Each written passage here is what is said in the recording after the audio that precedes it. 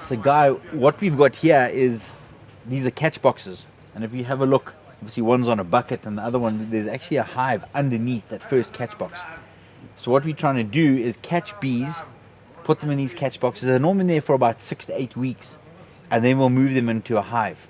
Okay, and we've got a number of hives, a number of catch boxes full of bees or big swarms, and we'll put them into catch boxes, remove them from their locations, i.e. here, and we'll put them into communal areas. Now in communal areas, we're looking at about 10 hives per apiary site. And we've got an individual that we would have identified in the village who is keen on bees. We're educating people into the art of looking after bees, and later on, obviously, the harvesting of honey. Now, there are a number of reasons for doing this. One, the community need a little bit of help, they need a little bit of upliftment. 10 hives will provide enough financing for one person. It's not a lucrative business by any stretch. We want that individual to be able to go back to his community and explain what's going on in the natural environment. Bees are there to pollinate different flowering plants, whether it's agricultural plants or whether it's actually natural plants.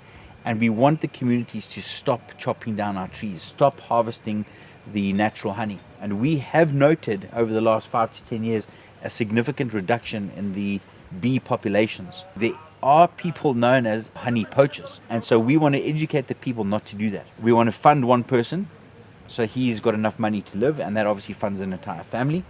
And more importantly, one of the aspects that we're looking at is these individuals in the communal areas.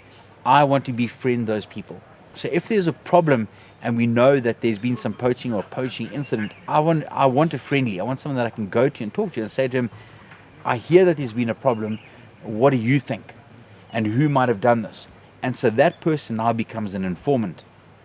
And informants in the anti-poaching world is very, very, very important, as you know. Very important to get the network of people out there.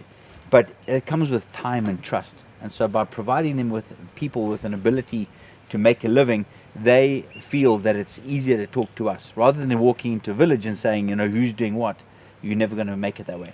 So 10 hives per community player. We've now, across Zimbabwe, got over 500 hives out there with different communities.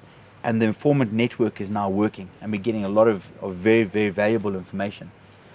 The honey itself, we do harvest honey, and of course that honey goes back to those people looking after the apiary sites and the boxes, the swarms. But our honey is being sold at hunting camps, photographic camps, and the guests are enjoying it. They pay for it through their fees, and that money then goes back into community. So this is a multi-angled program that we've got going on. It is a very big program now. It's becoming more and more successful. And the informant network, more importantly for us, is working. Now, one of the spin-offs, one of the things we've noted is that all of our hives are GPS tagged or marked. So we know exactly where our hives are, and they're all numbered. And we then, when we go in and retrieve the honey, we will then weigh that honey. So typically, up in the eastern highlands of Zimbabwe, you would think about 3 honey flows a year. Here, it's a little bit more arid here. You typically 1 or 2 flows, but maybe about 20 kilograms in each one of those. So 40 kilograms per hive we would expect to get per year. So GPS tagged, numbered, measured and weighed. Now we can tell over the next 3 or 4 years, is those honey flows, are they increasing or are they decreasing? If they're decreasing, we want to know why. Are people maybe going in and stealing the honey? That is a possibility. Are there natural things like honey badgers raiding hives? That's a possibility. Or is there something happening in the natural environment?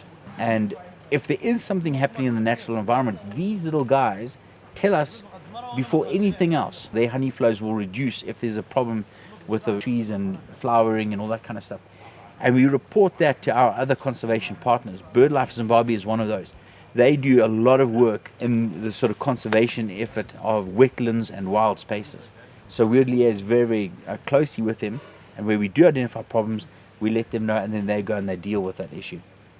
So all of these programs we've got are intertwined significantly, so that not only are we helping with informants and stopping poaching, but BirdLife Zimbabwe then gets to know what's going on, and we can then start protecting our wetlands better, or our forests better, and all together coming under these little bees.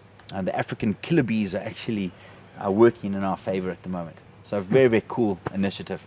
So it's very unusual that those bees They should have gone into that box, but I do see that box, there's actually ants that have taken up residence in that box, black ants. And so the bees have found a nice comfortable place underneath there. And we've got another catch box out in the hope, and it is laced, in the hope that these bees will then move and go into here. Like I said, they'll be here for about 6 weeks. We'll tape up the box. Duct tape's a fantastic product. We'll tape it up on the front, and then we will move them to a holding site where we'll just get them back up to standard and number, and we'll then move them to their permanent new apiary site in due course. The whole program takes about 2 to 3 months to move a hive from one spot to where we want to keep them.